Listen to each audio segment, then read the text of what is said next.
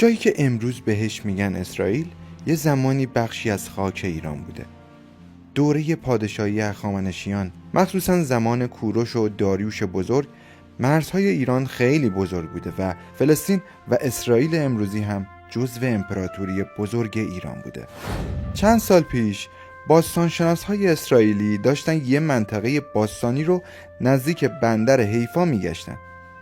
اولش فکر میکردن یه شهر قدیمی کشف کردن، ولی وقتی به یه دیوار بزرگ با معماری عجیب رسیدن همه چیز عوض شد.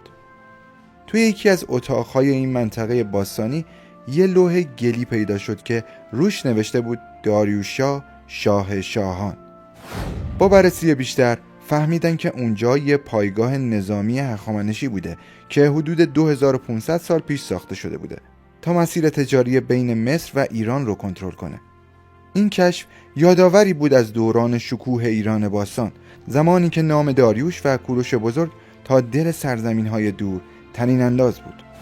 شاید حالا فقط خاطره‌ای باشه زیر خاک، ولی تاریخ هیچ وقت فراموش نمی‌کنه که ایران یه زمانی تا سواحل مدیترانه حکومت می‌کرده.